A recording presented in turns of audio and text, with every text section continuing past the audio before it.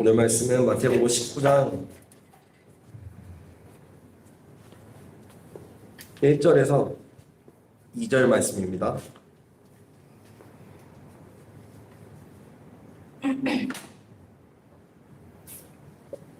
마태복음 19장 1절에서 2절 말씀 저와 여러분이 함께 합독하도록 하겠습니다.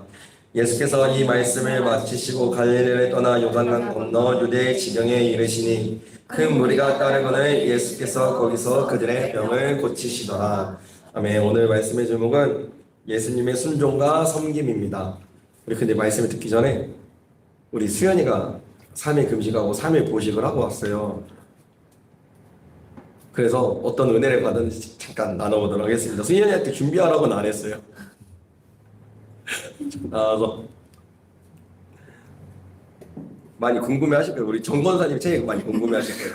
수연이는 잘 지내나 하셨어요. 안녕하십니까, 정 권사님. 보통 이렇게 하고 수영 장애인이다 이렇게 3일 동안 가장 큰 좀 키워드는 속이 좁다였어요.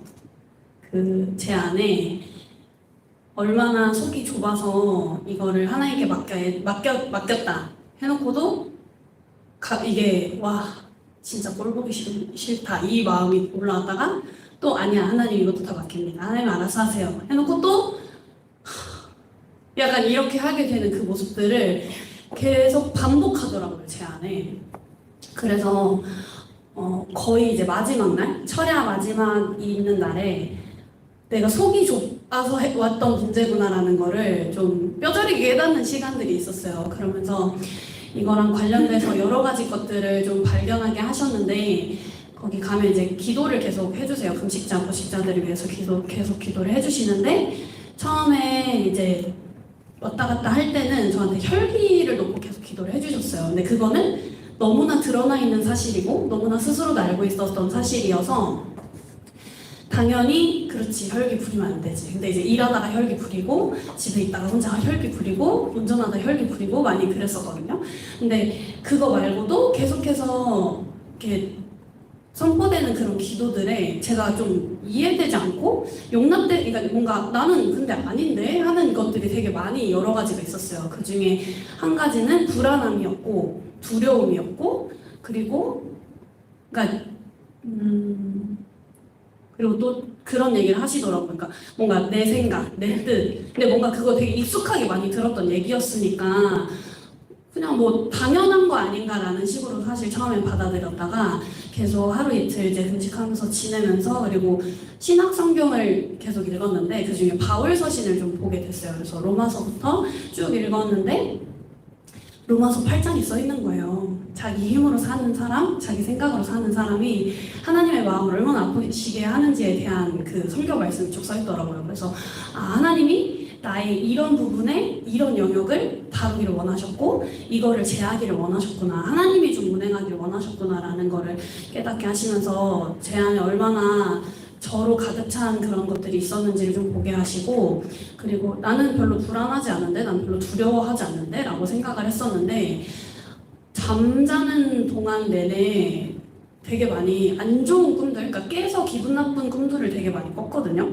근데 그러면서 하나님이 드러나게 하시더라고요. 내가 사람 관계 안에서 하나님 안에서 얼마나 불안해 하는가를 하나님 좀 들추시면서 뭐 단적인 예로는 하나님을 의지한다고 늘 얘기는 하지만 하나님이 눈에 보이지 않고 만져지지 않고 옆에 딱 이렇게 실존해서 보이지 않으니까 그거를 뭔가 대체하려고 했던 존재들이 항상 좀 존재했다라는 사실을 알려주셨어요. 그러면서 그 존재에 대한 그 불안함들 그런 것들이 내 안에 있다는 거를 확 드러내시더라고요. 그래서 저는 없을 거라고 생각했던 버림받을 것 같다라는 그 생각들이 있었다라는 거를 어디 이렇게 파고 보니까 발견이 되더라고요. 그래서 나한테도 이게 분명하게 존재했었구나라는 것들을 또 들여다보게 하시고 자유함이 없다라는 거에 좀 그 정확한 정의가 도대체 뭘까라는 생각을 했어요. 뭐가 웃긴 일이 있나요?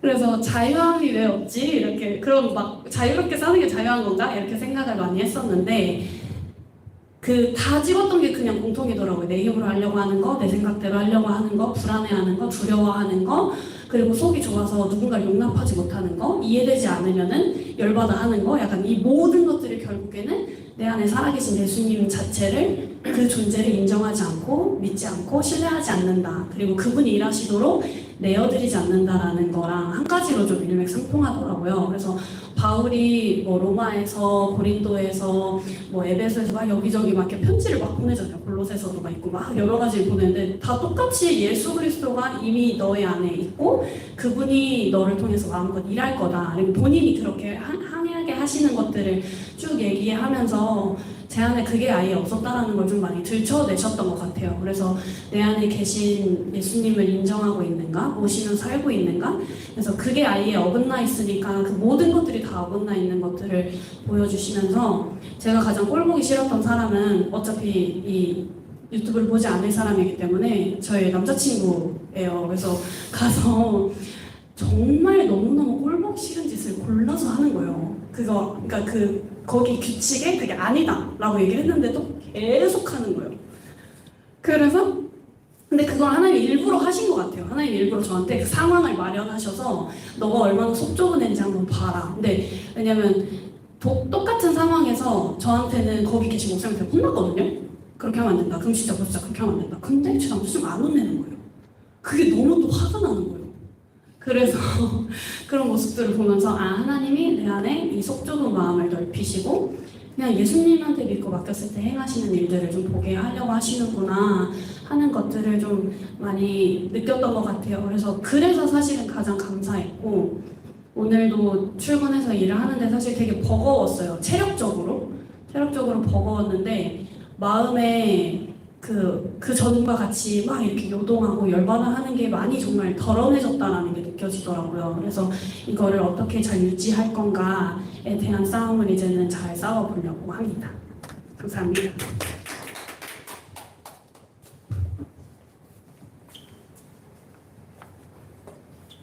그래요. 아주 많은 은혜가 있었네요. 제가 이제 보러 갔는데 성경을 읽거든요. 근데 3일째 간 건가요? 주일날 토요일에 오셨죠? 아, 그렇죠. 3일째 간 거죠. 목금토. 네, 맞아요. 예. 근데 이제 성경을 읽고 있는데 고린도전서 읽고 있다고 했나? 맞아요. 그랬는데 신약 성경 읽는 줄 알고 오 그래도 꽤 읽었네. 아니요 로마서부터 읽고 있었어요. 본론까지 읽었어요. 저는 그때 한 40일 있었으니까 성경을 한번 뗐어요. 그리고 그때 특히 신약 성경에서 와 말씀이 막 꿀송이처럼 달았던 거를 그때 처음 경험했거든요. 그냥 말씀이 이렇게 달다고. 그러니까 예수님 만나고 나서 바로 직후에 성경을 읽었을 때 다음으로 처음으로 와 말씀이 이렇게 달다고 이 뜻이라고 하면서 막 알아졌던 때가 있어가지고 그런데 이제 승현이가 그래도 사복음서랑 이제 로마서 읽고 고린도전서 읽고 있거든요. 왜냐면 오후에는 할 게 없거든요. 성경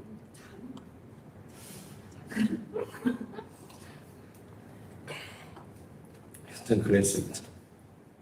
그리고 주일날 말씀이 뭐였죠? 상하전에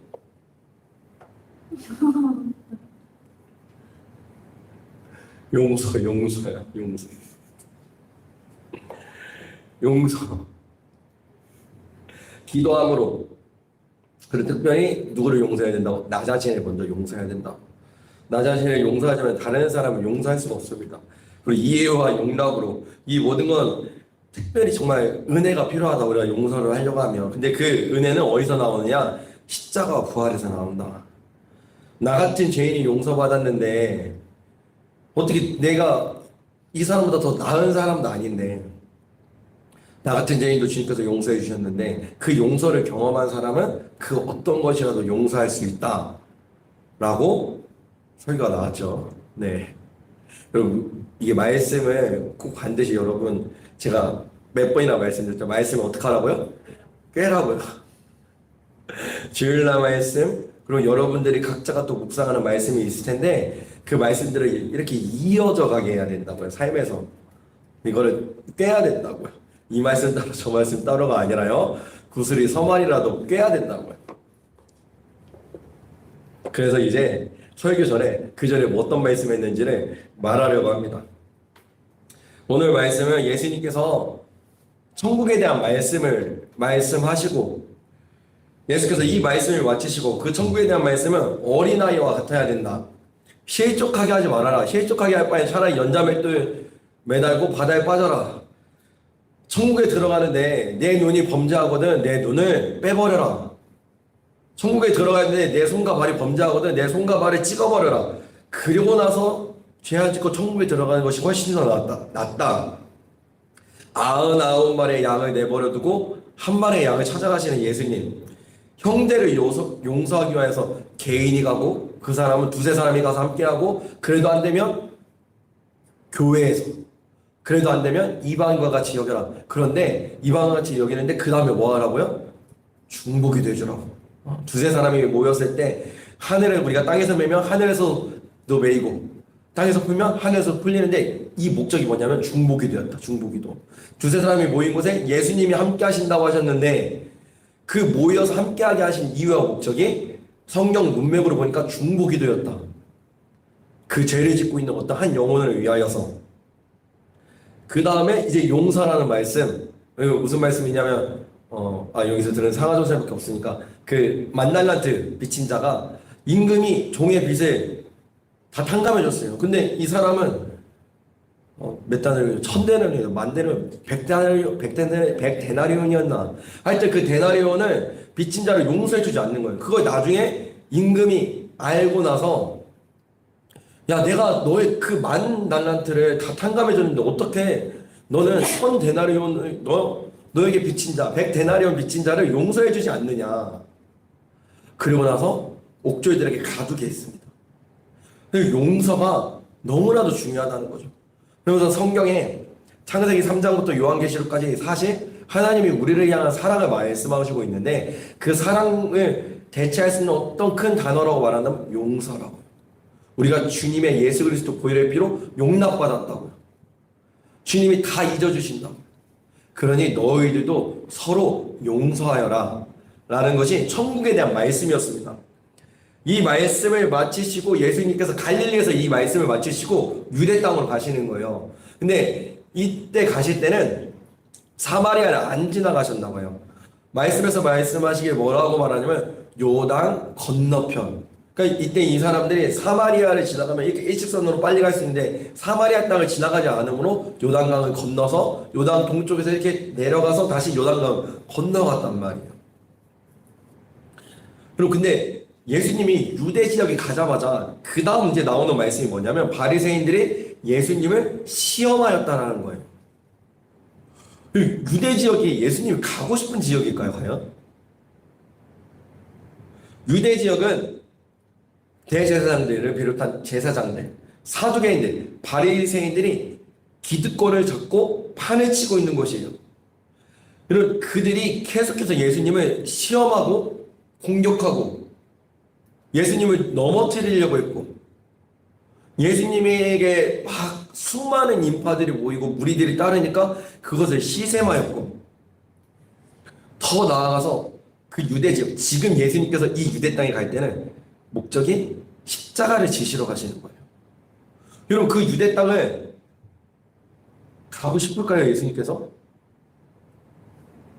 여러분 예수님은 그 유대 땅에 가셔서 계속 자신을 힘들게 하고 어렵게 하고 시험을 걸어오고 공격하는 바리새인들, 기득권층이 있는 곳에 예수님께서 가십니다. 더 나아가서는 그 끝에 십자가를 지시기 위하여서 그 유대 땅으로 가고 계시는 거예요. 예수님에게 사명이 있었기에, 예수님에게 비전이 있었기에, 예수님에게 하나님의 뜻이 있었기에 그 힘들고 어려운 곳으로 예수님이 가시더라는 거예요. 예수님께서 그분에게 맡겨진 하나님의 뜻에 순종하지 않으셨더라면 어떻게 되셨을까요? 유대 땅 가기 싫어. 바리새인들 꼴 보기 싫어. 막 가면 또 나한테 계속 시비 걸고 나 힘들게 하고 나 공격하고 나 십자가도 져야 되는데 나 이거 너무 힘들어. 그러셔서 예수님께 맡겨주신 하나님이 창세전부터 디자인하시고 계획하셨던 이 십자가를 지시고 부활하셔야 되는 그 유대 땅으로 예수님께서 가지 않으셨더라면 여러분 어떻게 됐을까요? 우리는 여기에 있지 못했겠죠. 이 땅에 교회는 세워지지 않았겠죠. 이 땅은 계속해서 하나님으로부터 멀어져서 죄악 가운데 하나님 아는 지식도 지혜도 없이 복음은 여전히 율법 가운데 숨겨져 있는 채로 성령님의 드러나시고 역사하심 없이 그냥 이 땅은 그냥 어둠 가운데 있었겠죠. 우리는 그 어둠 속에 잠식되어 있었겠죠. 그럼 예수님의 순종으로 인하여서 우리가 이 자리에 있는 것처럼 그리고 우리의 순종으로 인하여서 하나님께서 이루실 것이 있다는 거죠. 내 불순종이 여전히 내 마음대로 하려는 이 더러운 자아가 빚어내는 결과가 어떤 결과를 낳는지 우리는 분명히 알아야 됩니다. 나 하나쯤이면 괜찮겠지. 나 하나쯤은 그냥 머물러 있어도 되겠지. 나 힘든데. 나 굳이 안 싸우고 싶은데. 나 그냥 나 하고 싶은 대로 내 눈에 보이기 좋은 대로 내 소견에 옳은 대로 하고 싶은데. 근데 그거 아시나요? 하나님이 우리를 이 땅에 보내실 때 그냥 보내신 게 아니라는 걸. 각자에게 하나님의 뜻과 비전과 또 아름다운 하나님의 형상들이 있고 그것들을 통해 이 어두운 세상 가운데 아름다운 이 복음의 빛을 막 발산해내고 막 이 빛으로 이 어둠을 물리치고 우리 안에 보내주신 그 성령의 빛으로 이 어두운 세상을 아름답게 만들어 가시고 주님의 뜻이 하늘에서 이루어진 것처럼 이 땅에서 우리를 통하여서 이루고자 하시는 놀라운 하나님의 계획과 꿈과 비전이 있다는 사실 여러분 아시나요? 네. 여러분 아신다면 여러분 진짜 믿으시나요? 하나님이 나를 보시면서 그런 원대한 꿈을 갖고 계신다는 것을. 예수님 앞에 기다리는 것은 십자가의 못 박힘이었고 자신을 반대하는 세력과의 부딪힘이었고 자신을 따르던 제자들 이 12명의 제자들뿐만 아니라 예수님께 누가복음 70명을 보내셨죠. 그리고 더 나아가서는 예수님의 부활의 현장을 목격한 사람이 500명이라고 그리고 그 중에서 다 떨어져 나가고 남은 자가 100명이라고 말을 했습니다. 예수님을 따라다녔던 제자라고 할 정도 무리 말고 정말로 예수님을 그래도 조금 진심으로 따라다녔던 자들이 한 500여 명 정도는 됐나 봐요. 조금 더 줄여도 100여 명 정도는 됐나 봐요. 근데 이들 모두에게 버림받으셔야 되고 배신당하시고 고독함과 외로움과 홀로 가야 했던 그 길. 여러분 예수님이 그 길을 순종함으로 우리가 여기에 있을 수가 있게 되죠. 아담 그 한 사람의 불순종으로 죄가 로마서 읽어보니까 기억나요?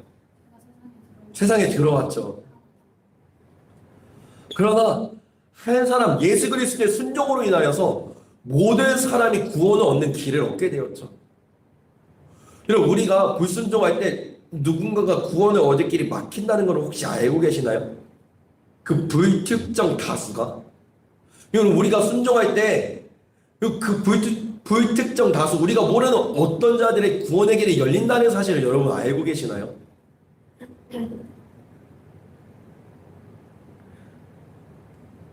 최근에 그 차선만 선택하는 저를 보고 좀 현타가 왔어요. 그리고 진리를 전한다고 했지만 그것에 반응이 되어지지 않는 것을 보면서 내가 기름 부음이 너무 없어서 그런가? 아니면 내가 진리라고 생각하는 그러니까 진리가 아니고 혹시 내 생각을 전해서 그런가? 그러다 보니까 그냥 전도만 하자. 선교하지 말고.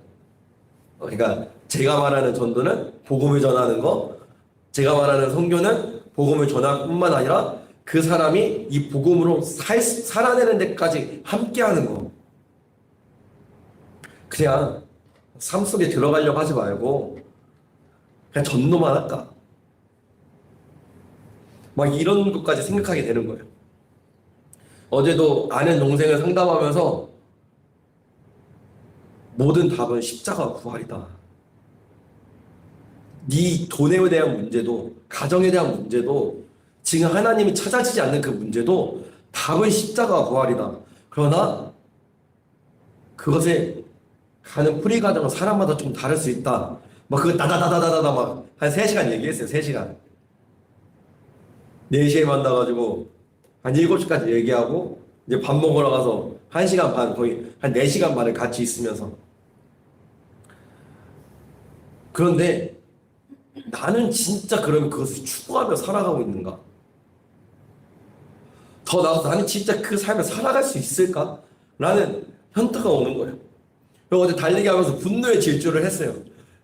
상담 끝나고 기도하고, 러닝하면서 분노의 질주를 할 때 제가 믿음이 조금 약해지거나 막 이럴 때마다 보는 그 한 5분짜리 영상 3개가 있어요. 박보영 목사님, 오카노 목사님, 일산에 있는 그 박동찬 목사님의 그 3가지 클립 영상이 있어요. 그 3개를 막 반복하며 들으면서 결국에 그 분노의 질주의 러닝을 끝내고 나서 제가 했던 고백은 주님, 저는 그래도 이 길을 가겠습니다. 저는 진리의 길을 가겠습니다. 그리고 순종할 수 있도록 도와주세요, 주님. 자선이 아니라 최선의 것을 순종할 수 있는 사람이 되게 해주세요. 주님이 십자가를 지셨던 그 순종을 나도 보면서 따라갈 수 있게 해주세요라고 분노의 질주 끝에 차로 걸어오면서 그렇게 고백했어요. 그러니까 그 분노의 질주 끝에 그 고백의 끝에 오늘 아침에 평안하게 일어나지더라고요. 막 내 안에 있었던 그런 고민들이 다 날아가더라고요. 내가 다시 한번 예수님이 유대 땅에 가시기를 순종했던 것처럼 나도 주님께서 나에게 말씀하시는 것을 내 생각과 내 경험과 나의 이 신앙의 수준에 내가 감당할 수 없는 어떤 것들이 떨어지더라 하더라도 그때라도 난 순종해야지.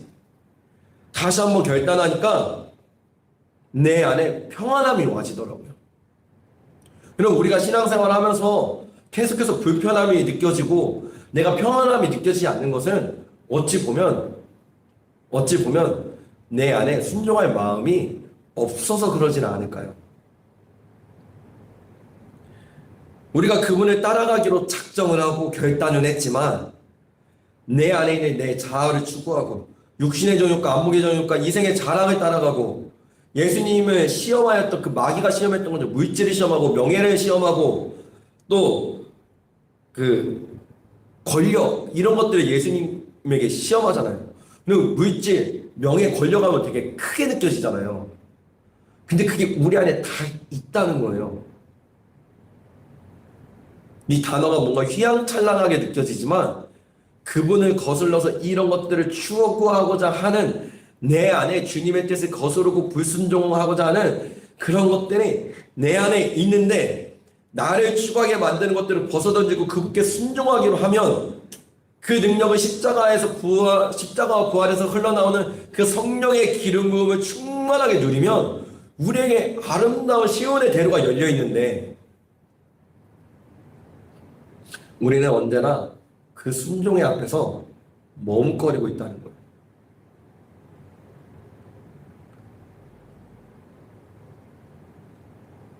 그 머뭇거리고 있는 나를 또 오랫도록 기다려주시는 그 예수님의 그 사랑을 내가 다시 한번 누린다면 그 사랑이 다시 내 안에 내 영혼 가운데 충만하게 부어진다면 여러분 우리는 순종하게 되어질 줄로 믿습니다. 그래서 여러분 우리가 가장 많이 구해야 되는 것은 그분의 얼굴이자 사랑인 줄로 믿습니다. 그리고 사랑하면 따라갑니다. 사랑하면 그것이 악월골장이나 빈들이라도 가게 되어 있습니다. 그럼 예수님한테 콩깍지 씌이면 좁은 게 좁은 문으로 가게 되어져 있습니다. 우리가 고민하고 어려워하는 것은 아직 그만큼 예수님을 사랑하지 않아서 그런 겁니다. 사랑은 하죠. 그러나 예수님이 가셨던 그 길을 따라갈 만큼은 아직 사랑하지 않는 거예요. 예수님은 우리를 사랑하셔서 이 땅에 오시고 십자가를 지셨습니다. 여러분 이거 진짜 믿으십니까?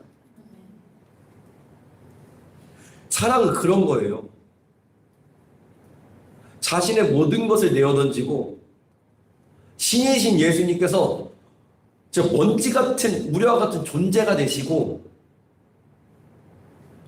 되셨을 뿐만 아니라 그 당시에 가장 저주이고 가장 치욕스럽고 가장 고통스러운 십자가를 지셨다는 거.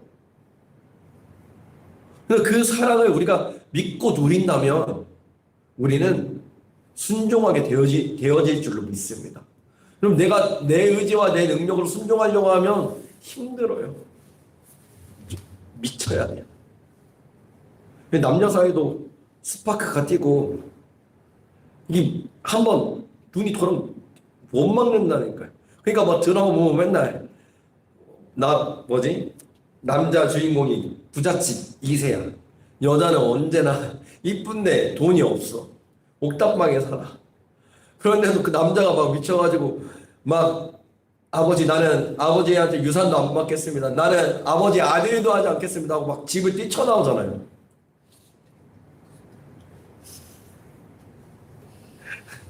제가 옛날에 들어봤을 때는 다 그런 얘기였어요. 아니 갑자기 생각났네. 사랑하면 내 마음이 탄대잖아요.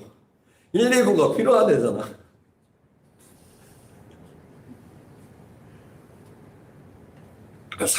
예수님을 사랑하면 순종이 되어집니다.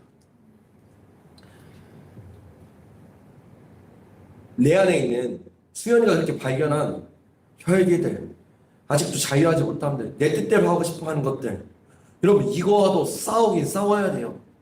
그런데 그거와 싸우는 거는 적극적인 방법이 아니라 소극적인 방법이에요. 더 큰 거는 그분을 더욱 사랑하는 거예요. 그분의 사랑을 더 나아가서 내가 사랑하려고 하는 게 그분의 사랑을 더 누리는 거예요. 그래지면 콩깍지가 씌워지면 나는 어느 사이에 아구골짜기 가 있더라고요. 나는 어느 사이에 골고다 언덕길을 걸어가고 있더라고요. 나는 어느 사이에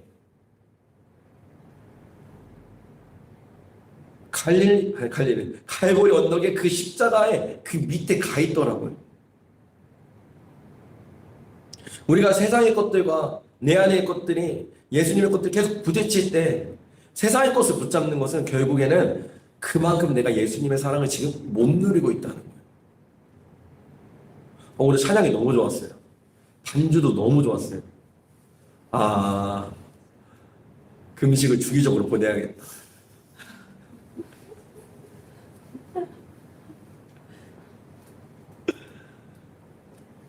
결국에는 내 안에 있는 더러운 것들을 주님 안에서 다뤄주면서 제어하면서 뭐가 커지는가 하면 내 안에서 역사하고 계시는 그분을 바라보는 눈이 커지니까, 이 말인즉슨 그분을 더 사랑하게 되니까, 그러면 순종하게 되어 있다고요. 그럼 예수님은 왜 이 십자가, 이 유대 땅에 가는 것을, 유대 땅에 가면 여전히 자신에게 고통이고 외로움이고 힘든 길이 있는데 왜 순종하셨을까요? 맞아요. 누구를 사랑해서? 나를 사랑해서. 우리도 아니야. 먼저 나를 사랑해서. 그러니 우리가 그분의 사랑을 많이 구했으면 좋겠습니다. 사랑은 그 허다한 허물과 죄를 덮습니다. 그분의 사랑은 이걸 뭐 이로 말할 수가 없죠.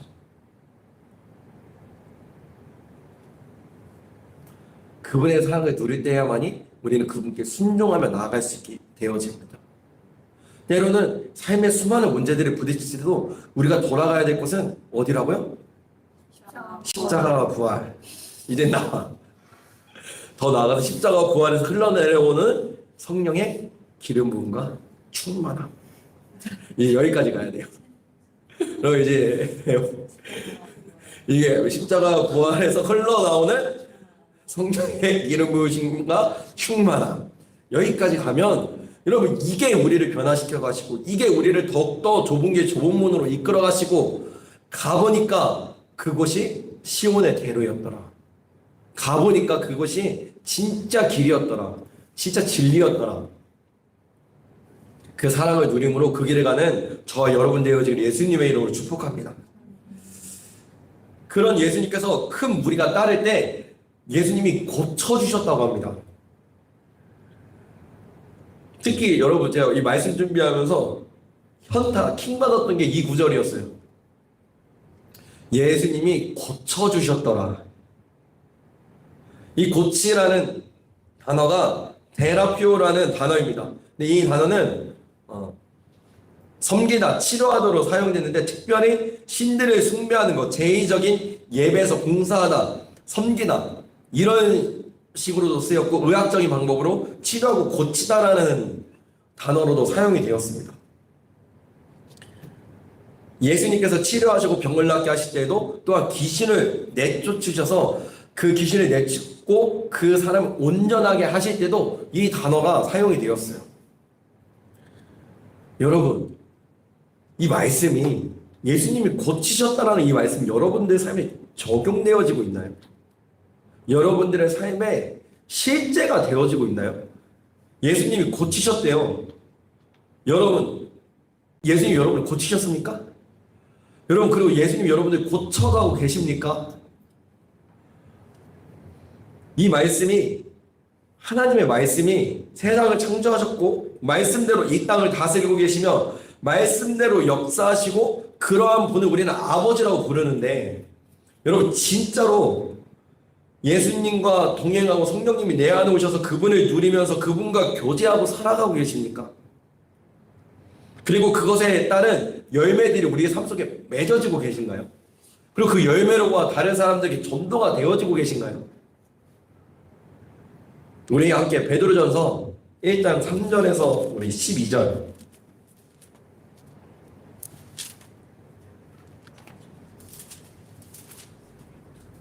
1장 3절에서 12절 말씀 저와 여러분이 함께 읽도록 하겠습니다.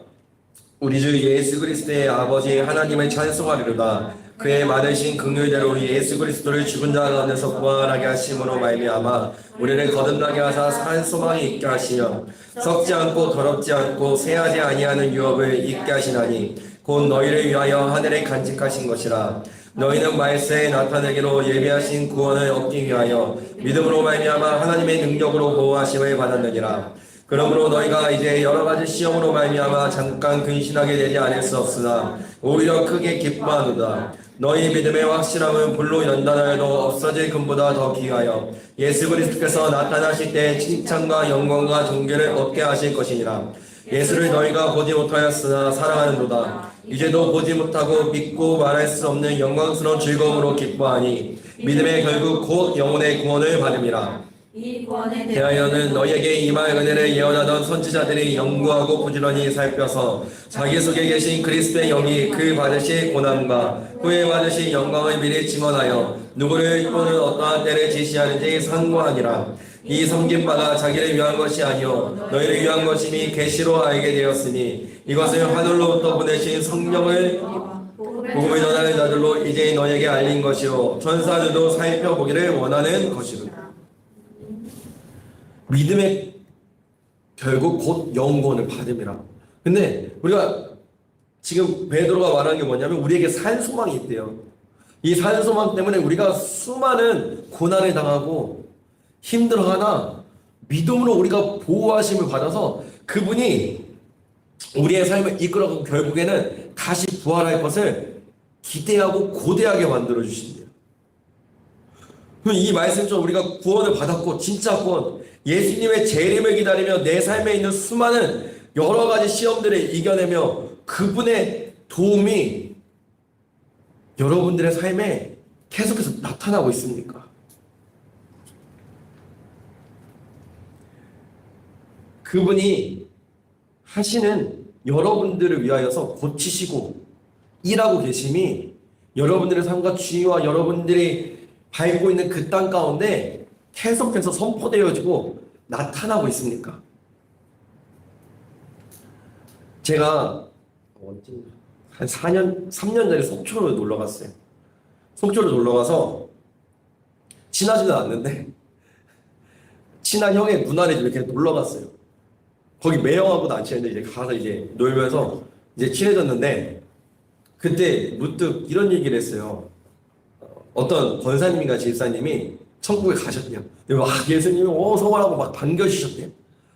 그리고 근데 갑자기 막 빵빠레가 울리면서 막 예수님이 막 버선발로 막 나가시더래요. 근데 어떤 목사님이 천국에 오시는 거예요. 그래서 이 목사님이 막 예수님이 막 얼싸 안으시고 네가 왔냐 막 너무 기뻐하시니까 이 권사님이 시험에 드신 거예요. 아니 주의 종이라서 더 이렇게 막 환호해 주시고 환대해 주시고 나는 그냥 권사라서 그냥 이렇게 해주시나? 근데 예수님이 뭐라고 말씀하셨냐면 야 뭐 아무개 권사야 너무 실망하지 말아라. 목사들이 천국에 오질 않아서 제가 유명치 목사들이 그렇게 오지 않았는데 오랜만에 온 목사라서 내가 너무 기분이 좋아서 그랬다. 그리고 목사님들이 천국에 별로 못 간다는 거예요. 근데 그때 제 안에 문득 들었던 생각은 그래서 제가 물어봤어요. 천국에 가면 예수님 알아볼 수 있겠어요? 그리고 거기 있는 사람들에게 물어봤어요. 근데 내가 무슨 의도로 물어봤는지를 모르더라고요. 그래서 그냥 말았어요. 무슨 의도로 물어봤냐면 여러분 우리가 영과 영을 아까 그 차양처럼 진짜 지어낸 거 아니에요. 그러니까 있는 거 본문에 있는 거예요. 왜냐면 그 차양 때문에 이거 예시 썼다고 할까봐. 우리가 영과 영으로 정말 그분을 만날 그날이 올 텐데 그분이 먼저 이 땅에 재림하시든 아니면 우리가 죽어서 먼저 영혼이 잠깐 낙원에 가 있든 우리가 영과 영으로 그분을 만날 그날이 올 텐데 여러분 예수님 알아보실 수 있겠어요? 진짜 내가 의도하는 대로 자꾸 안 따라와가지고 말씀이 힘들긴 한데 아니 그럼 진짜 안 오실 수 있겠어요? 그래서 제가 물어봤던 건 뭐냐면 이 땅에서도 예수님을 누리지 못하는데 이 땅에서 내가 예수님과의 그 세세스하고 짝짝꿍하고 그분과의 동행과 성령님과의 이 교제가 있지 않는데 어떻게 우리가 영과 영으로 내가 천국 가서 예수님을 알아볼 수는 있을까? 지금 여러분들의 삶 속에서 우리 하나님과 예수님과 성령님 무슨 일을 하고 계신가요? 결국 그분들은 말씀대로 역사하시는데 여러분 이 말씀을 들으면서 여러분들 종교 생활을 하고 계시나요? 신앙 생활을 하고 계시나요? 이게 하늘과 땅의 차이라는 거예요. 아무리 신앙 생활을 해도 말씀이 경험이 안 되는 거예요. 기적이 내 삶 가운데 일어나지가 않는 거예요. 똑같은 거예요. 여전히 나는 내 쓴뿌리에 붙잡혀 있고 여전히 세상 사람들과 비교해서 나는 아무것도 없고 내 내면도 아니면 내 겉에 어떠한 영역도 더 나아지지가 않는 거예요. 하나님께서 아브라함에게 갑자기 나타나셨죠. 아브라함이 갑자기 나타나시고 그를 가나안 땅으로 보내십니다. 멈춰져 있던 아브라함을. 그러고 나서 아브라함이 여러 가지 사건들을 통해서 그에게 뭐를 주시냐면 믿음을 주십니다. 그래서 15장에 구원받는 믿음을 허락하시고 나서 그 이후에도 결국엔 아브라함이 그 믿음으로 살아가는 것들을 하나님이 친히 알려주시면서 결국에는 경외하는 믿음까지 아브라함을 하나님께서 섬겨주십니다. 아브라함이 하나님을 따라간 것 같지만 사실은 하나님이 아브라함을 그렇게 만들어 가신 얘기가 믿음의 조상을 만들어 가신 얘기가 창세기 12장에서부터 22장까지 그렇게 나와 있는 거죠. 하나님을 경외한다. 제가 이제 추석과 설날에는 마지막에 올라오기 전에 제 친구들 이제 결혼을 해서 이제 친구 조카들이 이제 막 뭐 2살, 3살, 가장 많은 애가 이제 4살 막 이래요. 그러면 걔네들한테 용돈 10,000원씩 주면서 가서 맨날 기도해줘요. 1년에 2번씩. 기도해줄 때 그래도 애들이 저를 전도사로 봐요. 친구를 보다가. 근데 이제 제 친구가 이제 둘째를 낳아가지고 이제 70일인가? 다은이가 왔어요. 그 다은이를 보니까 뭐 어떻게 막 진짜 쪼매나니까 어떻게 만지지도 못하고 막 너무 이쁘고 사랑스럽고 너무 소중하고 그런데 이런 게 경외이지 않을까라는 생각이 드는 거예요. 이 아이에게 부모의 모든 신경이 쓰여집니다. 화장실도 제대로 못 가요. 얼마 전에 제 친구가 얘기하는데 볼일을 보는데 화장실 문을 열어놓고 봤대. 이제 걔가 기어다니니까 어떻게 될지 모르니까 되게 수치스러웠대요. 자기 아들이 와가지고 7개월짜리 아들이 와가지고 자기 볼일 보는 걸 이렇게 빤히 쳐다보고 있더래요. 근데 문을 닫고 볼일을 볼 수가 없는 거예요. 왜냐면 걔를 계속 지켜봐야 되니까. 계속 봐야 되니까. 여러분 그 아이 때문에 자기의 방식대로 살지 못합니다. 밤잠을 설쳐야 되고요. 밥도 끼니를 걸을 때도 많고요. 씻지 못할 때도 너무 많고요. 그 신생아 기를 때. 모든 신경이 다은이한테 가 있어요. 먹든지 마시든지 주를 위해 해야 되는데 먹든지 마시든지 그 아이를 향해 가 있다고. 그리고 그 아이를 함부로 대하실 수가 없어요. 왜냐하면 함부로 대하면 부서지니까 그 아이가 망가지니까. 그런데 그 모든 것 가운데 그 부모의 깊은 사랑이 담겨져 있습니다. 그럼 이게 경외지 않을까? 막 두렵고 떨리는 게 아니라 이 아이를 더욱더 잘 보존하고 싶어서, 더욱더 잘 기르고 싶어서, 이 아이가 나와 더 좋게 하고 싶어서 그 두렵고 떨림으로 그 아이를 길러내는 부모의 심정이 이게 내가 하나님 앞에 가져야 될 그런 두려움이지 않을까. 이제 곧 어머니가 되실 테니까. 저는 경외가 이런 거지 않을까라는 생각이 들었어요. 하나님을 경외한다는 거. 그러니까 두렵고 떨리고 막 무서운 게 아니라 그분이 너무 좋고 너무 사랑스러우니까 그분을 존중해드리고 싶으니까 이 아이 그 모습 그대로 지켜내고 싶은 것처럼 그분의 모습 그대로 인정해드리고 존중하고 싶으니까 그분을 따라가는 거. 그게 깊은 사랑에서 나오는, 이게 경외이지 않을까요? 우리는 진짜 하나님을, 이 말씀을 경외하면서 신앙생활을 하고 있습니다. 이사야처럼 거룩한 하나님의 임재 앞에 화로다, 나여 망하게 되었도다, 이 죄인됨을 느끼지만 그와 동시에 이런 나를 여전히 용납해주는 그 사랑 앞에, 그리고 그런 나에게 또 새로운 비전을 주시고 주님의 뜻을 이뤄갈 수 있도록 나에게를 인도해 가시는 그 하나님 앞에 여러분들의 생각과 감정과 마음을 내어드리고 그분이 통치할 수 있도록, 그럼 우리가 그렇게 진짜 살아가고 있냐 하는 거예요.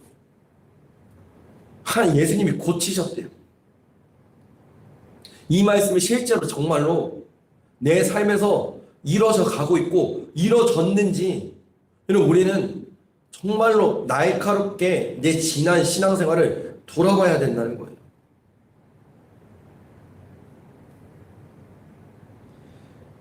우리는 이런 말씀들, 주님의 말씀이 내 안에서 실제가 되어지고 내 삶에서 열매가 되어지기를 우리는 원합니다. 원하죠. 저도 이번에 원종상 선교사님 오셨을 때 키가 4cm만 컸습니다. 이 허리가 좀 안 좋아. 이게 허리가 이렇게 좀 이렇게 안 좋으면 여기가 제가 이제 하도 이제 이렇게 해가지고 팔짝으로 해가지고 여기가 이렇게 당기는데 뱃살이 들어갈 수도 있대요. 네. 아멘. 항상 다 해보다녔다. 그런 얘기들이 말씀에서 그렇게 말하니까 이런 일들이 내 삶에 실제로 일어날 수 있을 거라는 거. 그럼 이걸 내가 진짜로 믿고 바라고 있냐고 제가 여러분들에게 계속 여쭤보는 거예요. 예수님이 가셨던 그 순종의 길을 우리도 가기를 원하죠. 그러나 우리가 기억해야 될 것이 한 가지가 있습니다. 그건 뭐냐면 우리는 말씀이 내 안에서 이루어지기 위하여서 우리가 계속 무언가를 해야 한다고 우리가 열심히 노력하면 되어질 거라는 기본적인 속성이 우리 안에 있다는 거예요. 그 기본적인 속성이 주님 앞에 잘 나아갈 때는 좋지만 때로는 사탄에게 붙잡혀서 내 열심으로 무언가를 이뤄내려고 하는 게 큰 게 또한 우리의 신앙생활에 우리 영혼의 한 단면이라는 거죠.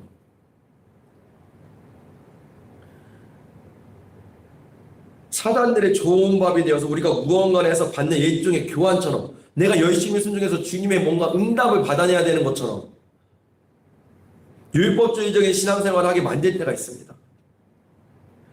오늘 말씀을 보면 예수님은 고치셨고 무리들은 따라간 것밖에 없어요. 고치시는 것은 예수님입니다. 우리가 무엇을 했기 때문에 예수님이 우리를 고치시는 것이 아니라 그분은 그 일을 우리에게 행해주고 싶어 하십니다. 우리 마음속에 있는 쓴뿌리들, 우리 육신의 질병들, 우리 영혼 깊숙이 있는 우리 안에 있는 그 어둠의 것들을 주님께서는 다뤄주고 싶어 하시고 거룩한 것으로 바꿔주고 싶어 하신다는 거죠. 그것은 내가 고치는 것이 아니라 예수님의 영역입니다. 우리는 우리가 하는 것이 아니라 예수님이 한다는 걸 알면서도 우리가 하려고 할 때가 많은 것 같습니다. 그럼 우리가 그분을 섬기는 것 같지만 아니요. 하나님이 우리를 섬겨주고 계십니다. 하나님이 아브라함을 섬기셔서 믿음을 주시고 경외하는 믿음까지 이끌어 가신 것처럼 하나님이 우리의 삶 곳곳에 그때 때때마다 이런 사건 저런 사건 사람들을 통하여서 말씀들을 통하여서 어떤 기쁜 영적인 체험들을 통하여서 진정한 회개를 통하여서 성령의 기름 부으심과 성령의 충만함을 통하여서 그분이 우리를 섬겨주고 계신다는 사실이에요. 역대하 16장 9절에 말하기를 여호와의 눈은 온 땅을 두루 감찰하사 전심으로 자기를 향하는 자를 위하여 능력을 베푸시나니 온 땅을 두루 감찰하시면서 전심으로 자기를 향하는 자에게 능력을 베풀어 주신대요. 여기서 중요한 것은 그분을 찾는 자를 위해 그분이 일하신다는 거예요. 예수님은 강하시고 부족함이 없으시면 능력이 넘쳐나시기 때문에 자신의 능력을 부어주시고 그 능력을 나타낼 사람을 찾고 계십니다. 온 땅을 두루 감찰하시면서요. 그래서 조건이 있어요. 조건. 말씀에서 뭐라고 해요? 그분을 찾는 자. 원하는 걸로만은 안 됩니다. 내 마음에 그냥 어느 정도 소원으로만은 안 돼요. 깊은 갈망이 있어야 됩니다. 주님을 향한. 다른 것이 보이지 않는 주님을 향한 깊은 갈망이 내 안에 있어야만이 그분의 능력이 이 말씀이 고치시는 예수님의 말씀 우리 안에 실제가 되어진다는 거죠. 제가 현타를 받아서 주춤할 때 제 믿음을 추스리려고 할 때 이것이 되어지지가 않는 거예요. 주님을 향한 깊은 갈망, 주님만을 바라보고 주님만을 의지하고자 하는 나의 믿음의 결단. 물론 세상의 것들도 필요합니다. 지혜, 지식, 여러 가지 부수적인 것들, 여러분 이런 것들이 필요가 없다가 아니에요. 그러나 그것을 의지하지 않는 나의 마음들, 예수님만 의지하려고 하는 나의 믿음의 결단들, 이것이 필요하다는 거예요.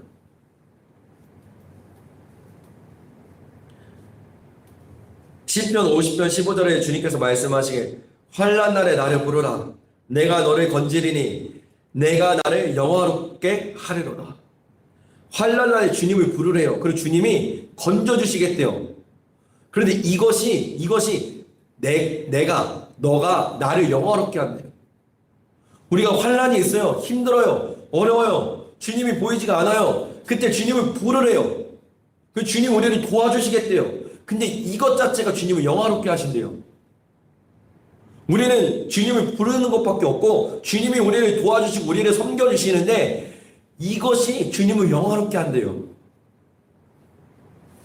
우리가 주님만을 갈망하며 주님만을 부르시며 주님만을 찾으며 나아갈 때 주님을 영화롭게 만들어드린다는 거예요. 그러니까 주님을 일하시게 하는 것이 주님을 영화롭게 만든다는 거예요.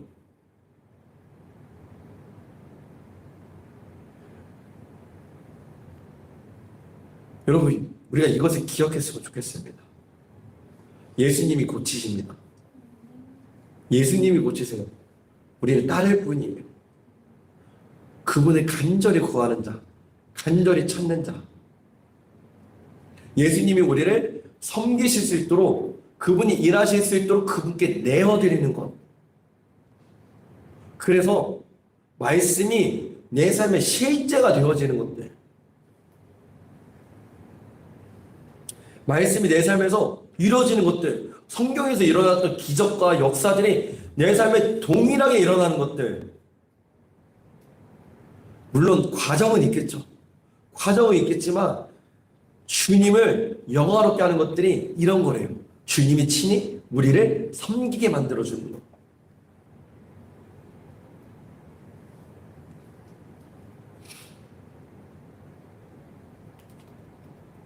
우리가 한 가지 믿고 선포하는 것은 주님 내 마음과, 한 가지 믿고 선포하는 것은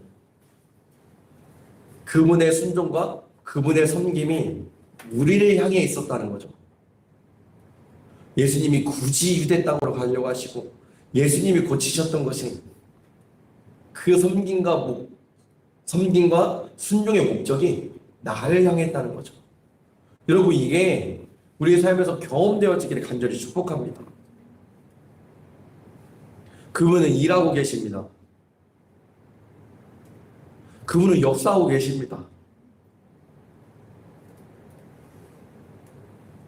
어떤 사람만 그분의 역사하심을 체험하고 어떤 사람은 그냥 들러리고 여러분 그런 거 없어요. 나도 기적의 주인공이 될 수 있습니다. 나도 홍해바다를 가를 수 있습니다. 나도 삼손처럼 나십뼈 가지고 1000명 다 때려잡을 수 있다니까요. 나도 내 안에 있는 귀신을 내쫓을 수 있습니다. 나도 손을 얹고 기도하면 병든 자가 일어납니다. 나도 내가 말씀을 선포하고 복음을 선포할 때 지옥에 갈 영혼들이 터닝돼서 천국으로 가게 됩니다. 주님을 믿어드리는 것. 그것이 우리가 해야 될 가장 우선이라는 거죠. 예수님의 순종과 섬김이 여러분들의 삶에 때때로 무시로 드러나는 축복된 삶을 살아가시기 바랍니다. 그리고 그것들을 위하여서 우리가 진짜 갈망했으면 좋겠어요. 막 회개케 되어져서 갈망하는 것이 아니라 지금 이 순간 갈망했으면 좋겠어요. 그러려면 어떻게 해야 된다고요? 거기서 흘러내려오는 성령의 기름 부으시가 여러분, 이게 답이에요. 다른 데서 답을 찾지 마세요. 다른 데서 답을 찾으니까 자꾸만 돌아가는 거예요. 진리에서 답을 찾아야 되는데 진리에서 답을 찾지 않고 내 안에 있는 쓴뿌리, 내가 했었던 잘못된 경험들, 잘못 들었던 말씀들, 여러분 이런 곳에서 찾으려고 하니까 이런 곳에 찾을 거예요. 여러분 한번 분노의 질주에 달리기를 해보세요. 그럼 풀어지더라고요. 제가 왜 분노의 질주를 했겠어요? 따라가고 싶어지는데 안 되는 거예요.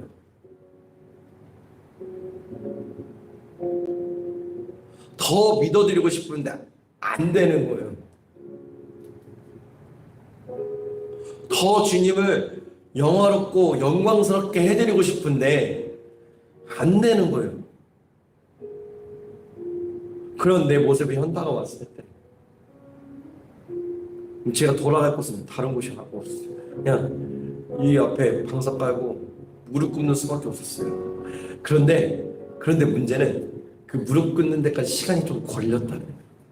핸드폰을 거치고 잠을 거치고 노트북을 거치고 내 죄를 거치고 오니까 시간이 걸리더라고요. 간절히 바라기 원하는 것은 여러분 힘들 때 그때가 몇 시든 그때 언제든 교회에 와서 십자가 앞에서 엎드리는 저와 여러분들에게는 간절히 축복합니다. 제가 그래 조명진 선생한테 너는 어디 갈 필요 없어서 좋겠다. 거기서 그냥 엎드리면 되니까. 너는 좋겠다. 강대상에서 자니까. 너는 십자가 밑이 최고입니다. 다른 거 기웃거려봤자, 다른 거 의지해봤자 잠깐입니다. 잠깐. 물론 유용하게 쓰일 수 있습니다. 여행 가는 것도 너무나도 좋고 저처럼 분노의 질주 운동하는 것도 너무나도 좋고, 그러나 결국에 그 목적의 끝은 내가 다시 십자가 앞으로 나아가기 위해서 그분의 섬김과 그분의 순종이 내 삶 가운데서 충만하게 드러나기 위해서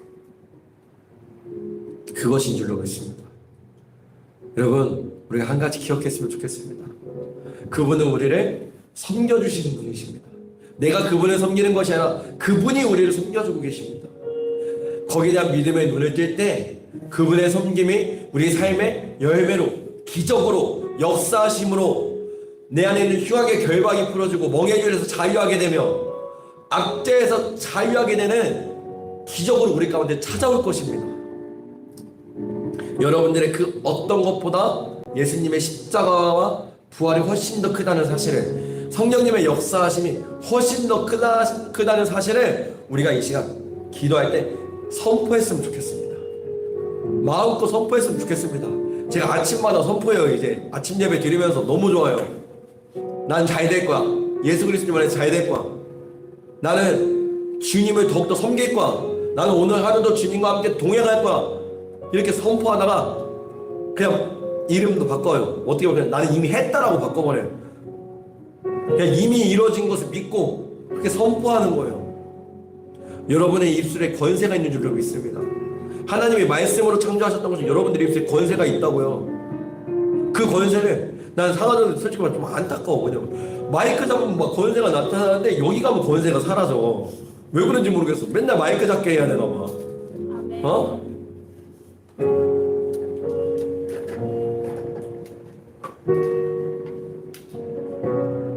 여러분 그 권세를, 여러분들 입술에게 주신 그 놀라운 예수 그리스도의 이름의 권세를 마음껏 사용하셔서 기도하실 때 선포하고 주님만 갈망하고 내 안에서 역사하는 마귀를 내쫓고 성령의 기름 부음 받으셔서 충만해지시고 복음 전해져서 여러분들의 가정을 살리시고 죽어가는 저 수많은 영혼들을 살리는 저와 여러분들이 되기를 예수님의 이름으로 축복합니다. 그래서 여러분 이 복을 받으셔서 복의 근원이 되셔서 이 복을 여러분들의 가정과 학업과 직장과 여러분들의 사업과 그리고 이 산성동과 대전과 대한민국과 휴전선을 넘어 저 북한 땅과 온 세계 열방에 이 복을 마음껏 나눠주는 저 여러분 되어지기를 간절히 축복합니다. 우리 시간 함께 찬양하며 선포하며 기도하며 나가도록 하겠습니다.